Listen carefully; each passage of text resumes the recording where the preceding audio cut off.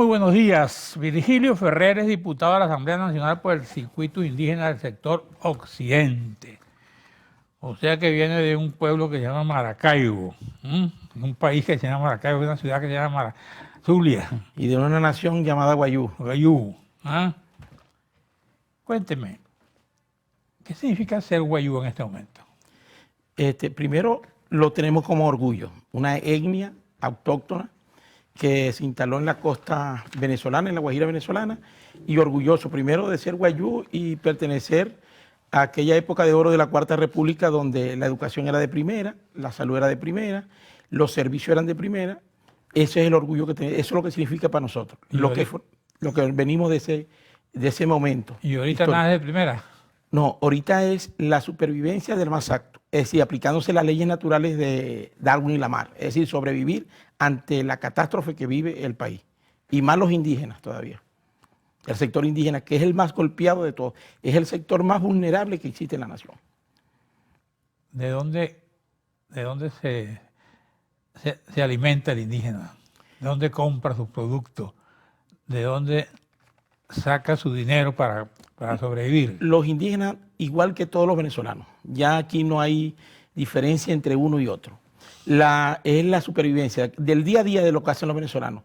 Unos de comercios informales, otros dependiendo de parientes que se van a otros países para poder subsistir en este país. ¿Se han ido los indígenas también? Se han ido los indígenas, que nunca había ocurrido. La migración, bueno, en el caso de los Guayú, la ONU tiene más de 200 o 300 indígenas que migran de la zona de la Guajira venezolana que llaman Paraguachón hacia Maicao. Los que vienen de Paraguachón y los que vienen a Maracaibo, que se ubican en las carreteras. En esa zona de Maracaibo para allá, ya han migrado. No ejercen el buhonerismo. Ya no ejercen porque no existe el buhonerismo, porque o sea, este gobierno acabó hasta con eso. Acabó hasta con el comercio, con lo que era lo tradicional para el indígena. ¿De qué vivía la economía indígena? Ajá. Yo me refiero al Guayú. Es del comercio, de la pesca, de la agricultura, de la cría. Si no tenemos los insumos, no tenemos un país donde no se consigue ni siquiera un atamel para bajar la fiebre, ¿qué tiene que hacer el ser humano? Migrar a buscar la supervivencia de él y de sus familiares. Ajá, y mientras tanto, ¿cómo atajan la fiebre? Bueno, lo que... Con pañitos de agua caliente. Pañitos de agua caliente o medicamentos que vienen del hermano país, que se adquiere. Porque también los venezolanos y los indígenas son muy sabios en eso. Toman las previsiones, que si tiene un antibiótico, que si tiene un antipirético. A eso es lo que nosotros hemos estado. Pero seguimos hacia adelante, lo compran.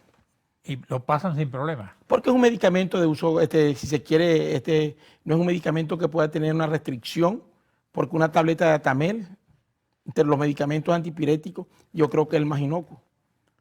Un antibiótico. Todo eso hace que nosotros, y los indígenas y todos los venezolanos, vivamos esta situación tan dramática que existe actualmente en el país, que es la supervivencia. Ubiquémonos más acá, Maracaibo, ¿cómo está? Bueno, Maracaibo ahorita es un desastre, todo el estado completo. El empedrado.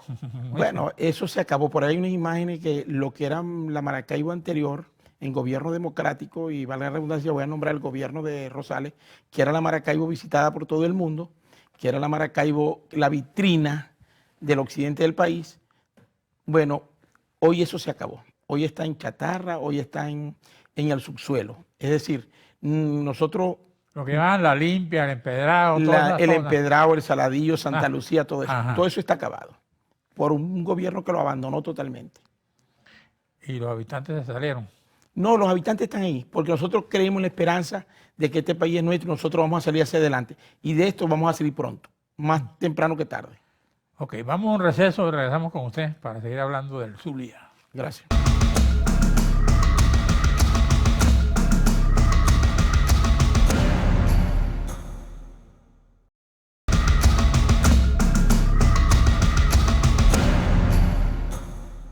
Con esa escasez de medicina y las dificultades para adquirirla, ¿cómo se defiende un indígena de sus enfermedades naturales?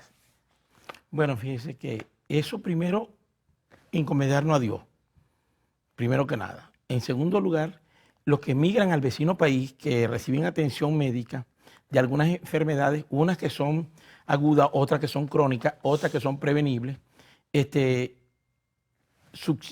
van a sobrevivir sobre esa situación o mueren. Es decir, yo le puedo dar el ejemplo. La tasa de desnutrición en el estado Zulia y de mortalidad, según la Oficina Panamericana de la Salud, ya pasa del 50%. Eso es alarmante. Y cuando tú ves que en la población indígena se habla de que la Oficina Panamericana habla de 33 muertos por sarampión, enfermedad ya erradicada, prevenible, con un esquema de vacunación, eso te llama la atención. Cuando tú ves que en la población de los guaraos, contaminados con HIV, más del 50% de la población, te dice qué está pasando. Es decir, la migración forzosa que tienen los hermanos guaraos por lo del arco minero, dice qué está pasando. La falta de antirretrovirales. Cuando tú hablas de la enfermedad de tuberculosis que aparece, esa enfermedad ataca más que nada a la persona con un déficit nutricional. Es decir, son más vulnerables al ataque de la bacteria, del bacilo tuberculosis. Y cuando tú hablas del paludismo, es decir, cuando en el año 1961 en este país, en esa Cuarta República, se erradicó la malaria, que recibió el premio el país en España, Gabaldón, que es el padre de la medicina preventiva. Ajá. Cuando se erradicó y recibe el premio en España como el primer país en América en erradicar esa enfermedad. Y hoy regresamos al año 1961, hasta peor, porque no hay políticas que enfoquen o que sean coherentes hacia la prevención. A la prevención del vector, de la anófeles, la malaria. Es decir, nosotros vemos con preocupación esta situación. Y por eso que nosotros seguimos luchando, seguimos trabajando porque creemos en este país. Y estamos seguros que este país va a ser nuestro. Cuando digo nuestro, es de todos los venezolanos, sin distingo de color, ni de raza, ni de credo, ni nada, sino porque... Es que ahorita no se considera que el país es suyo. No, porque nos lo han secuestrado. Hablamos de un secuestro por otras naciones. Hablamos de un secuestro por alguien que no cree en la diversidad de criterios, de pensamiento. El país está secuestrado. Y por eso que todos los días estamos en una plena lucha, pero una plena lucha democrática, pegada a la Constitución. Es decir, lo que nos enseñaron a nosotros. Irnos al marco legal, sin que nadie esté diciendo por ahí del terrorismo. La crisis migratoria se ha profundizado. Bueno, según la ONU, hablamos de 3.7 millones. Lo que usted como zuliano ve, olvídese de la ONU. Ajá, lo que yo veo como zuliano, hay que estar en ese hito que está ahí, donde está la B y la C. ¿Cómo salen en estampida? O cuando nos vemos al puente internacional Simón Bolívar en San Cristóbal, cuando es una estampida. Es una preocupación para Colombia. Me dicen que están muy preocupados los colombianos, y no solo los colombianos, de paso los peruanos. No, casi colombianos, ecuatorianos, peruanos, chilenos, porque eso también va a afectar su economía, que antes estaban aquí y que eran recibidos con aquella cordialidad. A nosotros no nos reciben así allá. No, es otra crítica que yo hago. Si nos acordamos en la época de los años 80, 90, aquí albergábamos todo tipo de nación, de Estado en Venezuela. Es decir, eso nos demuestra a nosotros que un país de esto, que permitió que aquí se entrecruzaran extranjeros con venezolanos y nació una mezcla de venezolanos de padres extranjeros o madres extranjeras. Fíjense lo que está pasando. Y por eso nosotros seguimos en esta lucha, que es la de liberar al país. Aquí dice que según el Instituto Nacional de Salud, 45 niños han muerto de hambre en lo que va de 2019. Solo la semana pasada murieron 10, todos eran guayú, informó el Heraldo. La situación se agrava con la aparición de nuevos asentamientos donde falta todo. Bueno, fíjese que ahí queda corto todavía esa información. ¿Sí? Porque ¿qué es lo que pasa en la etnia guayú? Hay muertes subregistradas. Es decir, por la parte cultural, niños que mueren... ¿Cuánta es la población guayú?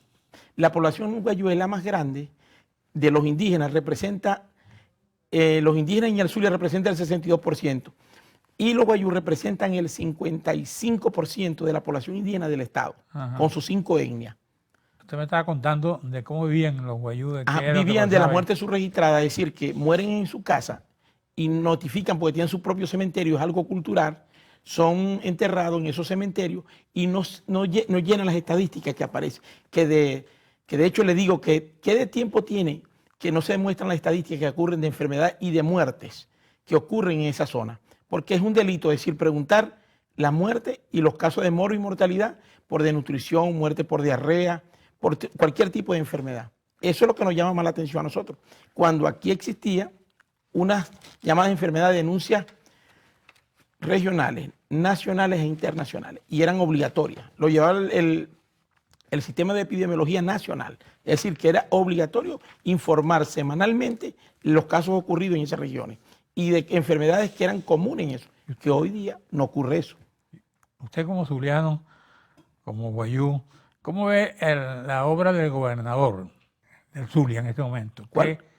Nosotros creo que carecemos de gobernador. No estoy hablando de Rosales, estoy hablando del gobernador de ahorita. Ah, no, de Rosales hay muchas diferencias entre esto y esto. Yo creo que ha sido el mejor gobierno que ha pasado por el Estado Zulia y las obras están ahí, la de Manuel Rosales. Por ejemplo. Por ejemplo, el corredor vial que tenemos nosotros o la gran autopista de Occidente que se inauguró en su gestión.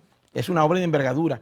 Cuando vemos nosotros los hospitales de Maracaibo, los grandes hospitales, Hospital Universitario, Hospital Chiquinquirá, Hospital General del Sur, cuando veamos un aeropuerto que nos sentíamos orgullosos cuando llegamos. La Chinita. La Chinita. Cuando ¿Qué veíamos pasó con la Chinita? Bueno. ¿Cuántos vuelos hay en Maracaibo? Hay un solo vuelo, por ejemplo, diario de una aerolínea. No dar nombre. Hay otros que son intermediarios. ¿Cómo un día vienes tú para acá? Bueno, nosotros empezamos unos por tierra, otros un día con días de anterioridad, es decir, que generar más gastos. Y cuando tú me dices que el gobierno regional, Oye, nosotros no tenemos gobierno. Venir por tierra de aquí a Maracaibo son como ¿cuántas horas? 8. No, 10, 12 10 horas. Imagínate tú.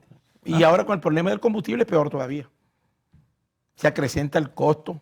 ¿Y quién les paga eso en la asamblea? No, cada quien nosotros cubrimos eso porque tenemos ya, vamos para 4 años sin devengar un sueldo, que algo es ilegal, anticonstitucional. ¿Ustedes no devengan sueldo? No devengamos sueldo. ¿Y entonces? ¿De qué viven? Bueno, vivimos de que tenemos amigos. De la caza y de la pesca. Bueno, uno trabajamos de amigos que nos permiten ayudar a cumplir nuestra función y nuestro compromiso con el país. Nosotros hicimos un compromiso con el país y lo estamos cumpliendo. Virgilio Ferrer, muchas gracias a usted, muchas gracias a usted, amigos televidentes. Nos veremos aquí mañana a esta misma hora.